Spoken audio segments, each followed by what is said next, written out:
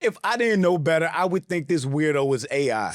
Black Wall Street. I'm so tired of hearing talk about this past shanty town in the 20s. These act like this was the black version of the NASDAQ. The world has benefited from colonization. It's been a good thing for less developed peoples. Aboriginals would be sitting in skyscrapers right now if the white people never came to their land. Because seriously, no human being can be this cooned out. This goofball's entire platform is dedicated to shitting on black people, especially black girls and women, which I find detestable. Maybe we shouldn't let black women vote. You don't want to hear the truth that you're the biggest failures in America, black woman. Failures at parenting, failures at raising households properly, failures at being leaders, everything.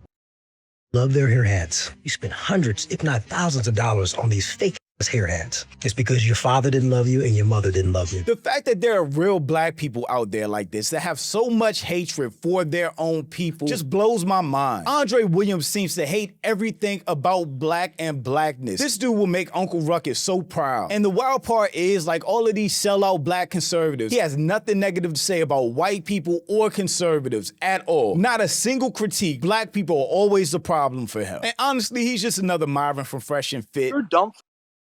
You're saying some stupid right now. I'm literally in the middle of a gym calling your dumb ass a nigga as I'm working out because you are. You're a fucking stupid idiot. People like this doing anything they can for the validation of white people at the expense of black people always just make me sick. But we can all feel a little bit better because karma is real and he already got a reminder of that. Get where this landed. At a No King's Day protest here in Detroit, I was arrested and assaulted by multiple people. Anyway, you respond to the fact that you get manhandled by all them white T people, right? And now you saying that those white T people, as they was putting their paws on you, that they were Antifa. Come on, bro. But I'm Jew. Welcome to the channel. Please like and share the video. Don't forget to sub. Now, let's get into it. Maybe we shouldn't let black women vote. Black women are the leaders of the black community. Black women will actively advocate for policies that are to our detriment as a community. They support mass immigration, abortion, to be soft on crime. Most of the children are raised in your care, and most of them can't even read properly or speak English properly. Now, obviously, no one's going to take away black women's right to vote. We're far beyond that, unfortunately. All of these black conservatives do this. They just say stuff that's not backed up by any facts or statistics. First off, black women are highly educated, with them earning about 71% of master's degrees in the black community. On top of that, 92% of black women voted for Kamala Harris, who even people that voted for Trump have to acknowledge that she was a much better candidate. And this economy and society as a whole would be a much better place if that black woman was president. And this isn't speculation. It's not like she didn't try to warn everyone. Project 2020. The former president said that's not true. He says everything. Come on, are we really taking his word for it? I hate to say it, I told you so. Tariffs on all imports that he has described would be a 20% sales tax, in essence, on basic necessities for the average American worker. Ask Donald Trump what his plan is for black America. Democracy. You know what he says he'll do? Terminate the Constitution of the United States. That's right. Let me remind folks, you know what's in the Constitution of the United States? The Fourth Amendment, which protects you against unreasonable searches and seizures. The Fifth Amendment, the Sixth Amendment, the 14th Amendment, which in most of those amendments, one thing or another was about a movement spurred by black people to ensure that we would be equally protected under the law. I hate to say it, I told you so. There is a huge contrast in this election. Donald Trump has said he will be a dictator on day one. I hate to say it, I told you so. So clearly America would have been better off if we listened to and voted with black women to not allow Trump in office. Love their hair hats. You spend hundreds, if not thousands of dollars on these fake hair hats. It's because your father didn't love you and your mother didn't love you. If you loved yourself, you would wear your natural hair. Wear your natural hair and love yourself, black woman. So another thing that these cooned out black conservatives do is try to position themselves as if they're trying to help the black community or they want the best for black people and it's just tough love when that's not the case. This is anti-blackness and straight hate. And coming from a dude with a receding hairline and puffed out mini fro, it just doesn't make sense. I'm not the biggest fan of red weaves down to females' ankles, but if that's what they want to wear and it looks good on them, then go for it. And for the black women, that's natural. Your hair is beautiful. I love it. Fully support. At the end of the day, who are we trying to please? It's all about looking good and feeling good for ourselves. Whatever that is for you. But letting a coon like this use white talking points against us, I'm not rocking with. This proud black sister doesn't care what these white have to say about food stamps. I really don't give a fuck about what none of y'all gotta say. I love food stamps. Y'all talking about this a damn embarrassing. Do yeah, y'all is. Y'all say, I love food stamps. Who want to spend cash on food? The hell I look like? I don't see the shame in my game, baby. Swiping past. Looking like a backyardican and shit. Is that Kool-Aid in the background? You Just find every way to embarrass yourselves, huh? Yes, we should shame black people for being on government assistance. We have generations of black kids and black families on government assistance, and they think this shit's cool. Some of the top searches on Google is we getting EBTs this month? Being dependent on the government for assistance is not a fucking accomplishment. You shouldn't be cheering and be proud to say it out loud. Do better, nigga. He says all that about black people on SNAP or food stamps, but he doesn't address the elephant in the room, that the largest beneficiaries of SNAP or food stamps is white people at 35%. But he would never say anything against white people because that breaks their narrative. Black people have to look like the bad guys. And this is a bad mentality to have. I'm not saying black people like this don't exist, but people like this exist in all races and cultures, not just black. Black women can't be this dumb. What's really crazy to me is how much people honestly hate the truth. And even when black people have a point and are spitting nothing but facts, he goes out of his way to try to disprove something or make black people look dumb, even when he's wrong. We live with these stereotypes and people taking the liberty to rewrite our historical narratives. But then when someone actually tells the truth about white people, now it's a problem. I mean, is it not true that everywhere white people have gone, the Aboriginal or Native people of that land have suffered significantly? No, stupid.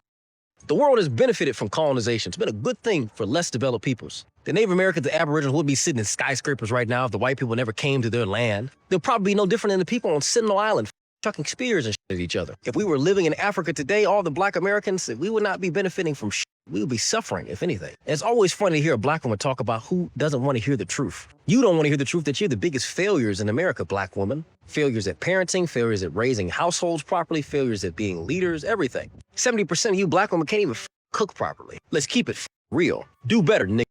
Hard R is such a weird anti-black white supremacist thing to say. It's just so weird to even see that coming out of a black person's mouth. Not to the point, even though he tried to discredit her and make her sound stupid and redirect the narrative and argue about something different, she is absolutely correct that anywhere that colonialism has happened, the natives have suffered. Colonialism, exploitation, and genocide have always gone hand in hand. While all colonialism involved exploitation and human rights abuses, the most extreme examples of brutality and loss of life are widely considered King Leopold II's personal rule of the Congo Free State and the early Spanish colonization of the Americas, which involved staggering population collapses due to violence and disease. King Leopold II of Belgium's private ownership of the Congo from 1885 to 1908 is frequently cited as one of the worst instances of colonial brutality. His regime operated the territory as a massive slave labor camp focused on extracting rubber and ivory to enrich himself. Atrocities, forced labor, widespread torture, murder, and severing the hands and feet as punishment for failing to meet production quotas were systematically practiced. This right here is what that goofball is defending. This is what happened in the Congo. This is what he's defending as colonialism is a good thing and where will we be without it? Ridiculous. Historians estimate that the brutal regime of King Leopold II and the Congo Free State led to the deaths of an estimated 10 million people and potentially more, while other sources suggest an even higher figure of up to 21.5 million or 25 million. And just for comparison's sake, 6 million Jews died in the Holocaust. That's how many people he killed. That's what colonialism does. Spanish colonization of the Americas. The early period of Spanish colonization following Christopher Columbus's arrival resulted in a catastrophic decline of the indigenous population. Spanish conquistadors engaged in massacres, murder, rape, and the enslavement of native populations. While violence was a factor, the primary cause of the population collapse, estimated at 50 to 90% in some regions, was the introduction of old world diseases like smallpox and measles, to which the native peoples had no immunity. So even when they don't mean to kill the natives, they do. But he's just trying to take any of the positives and act like there are no negatives to it, when she was 100% correct. And he's just talking out of his ass, making up fake statistics, because that's what they all do when it comes to black people. Just say random stuff and people believe it. A lot of black women are jealous of their daughters. A lot of you treat your daughters like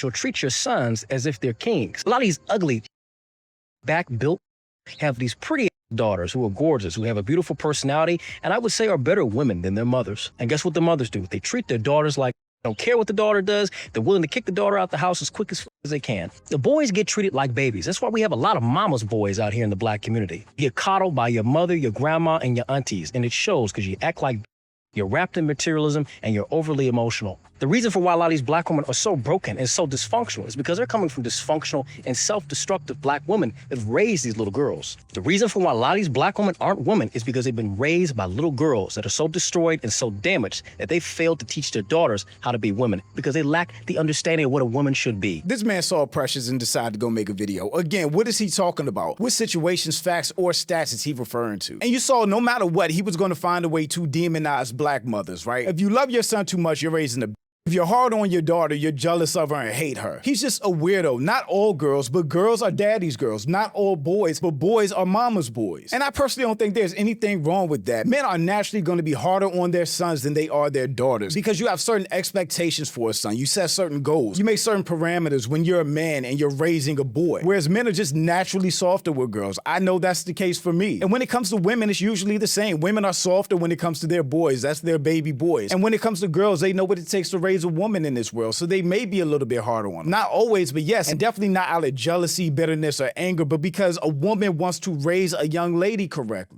Black Wall Street. I'm so tired of hearing talk about this past shanty town in the 20s. These act like this was the black version of the NASDAQ. We were stockbrokers and shit, man. Little do these uneducated know that Black Wall Street has been rebuilt. And it's quite beautiful, to be honest with you. We're always bringing this up to try to prove a point about white people's violence on black people. Something, mind you, that does not happen today at the rate that it did in the past. But because hate white people. He couldn't even just say it doesn't happen today. It doesn't happen today at the rate that it did in the past. And always want to bring up something to use against white people. They bring it up all the time. Let's talk about the fact that black people burn down their own cities, destroy their own communities, and fail to manage and maintain the communities they live in. He is a pro of whataboutism. He will never address the point of why was there white violence against black people in the first place? How many black people got killed? How many black towns were destroyed? And how many black people got killed at the hands of a white mob? He's not saying anything about that, but he wants to switch the conversation to demonize black people again. Talking about when black people burn down their own areas for a fucking fentanyl addict like George Floyd, burn down cities, Ferguson, remember with Michael Brown, and the same thing with Trayvon Martin. Let's talk about when we do these things to our own selves. We always want to complain about the white man did in the past. What are you doing today that's destroying us, our identity, who we are, our representation, our image? You do far worse and far more harm today than any white person ever could in the past. Just a simple fact that he tried to say Black Wall Street, which was the richest district in 1921, was a shanty town is insulting and crazy. By early 1921, Tulsa was a modern city with a population of more than 100,000. Most of the city's 10,000 African-American residents lived in the Greenwood district. You have all sorts of businesses in Greenwood. You have everything from funeral parlors to theaters, hotel. There's a public library, a black library. There are chili houses, cafes, restaurants. There's just everything there. There were a dozen surgeons and doctors. There were several lawyers. There was a black-owned photography studio. That economy became successful because black folks did business with one another and kept dollars largely in the black community. Segregation actually enables black businesses to thrive, black professionals to thrive. And you had a number of individuals in the community that were prospering. This was in 1921. That is beautiful. Because of the success of Greenwood, Booker T. Washington coined the phrase Greenwood as the Black Wall Street. Imagine not being proud of this history or achievement, which just makes you know how bad Andre Williams is. Like, he is cooned out. Summer of 1919, a rise of racial terror all over the country.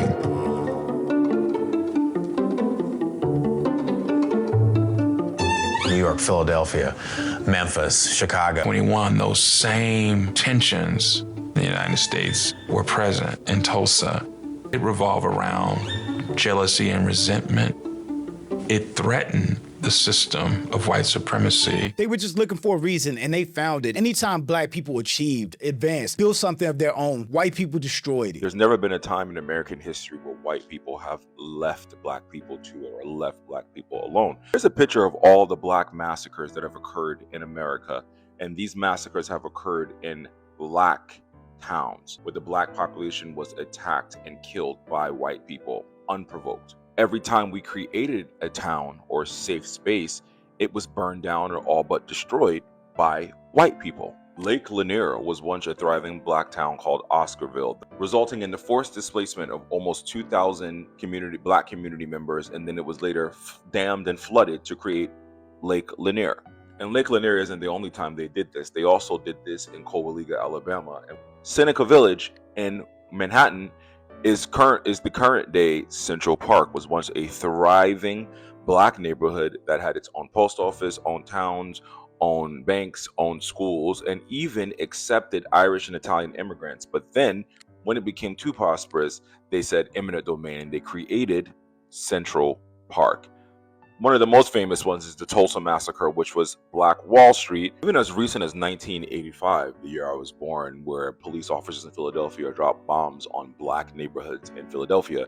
And those neighborhoods have never fully recovered today. And good old Andre Williams thought it would be a good idea to take his show on the road. So when the No Kings protest happened last month, he decided to go out there and antagonize people. And then he got online after getting hands, feet, and handcuffs put on him and acted like he was a victim. Get where this landed. At a No King's Day protest here in Detroit, I was arrested and assaulted by multiple people. I went there to counter-protest and, of course, preach an anti-immigration message. I also stand as a veteran against these anti-American protesters who hate America and hate everything America stands for. I went there alone by myself, and I was met with tons of Antifa members wearing shirts and hats, proudly saying that they were Antifa to me, calling me a house, calling me a coon. And mind you, this is from white liberals, by the way. Of course, there's comments on all these videos lying and saying that I was attacking and beating on people.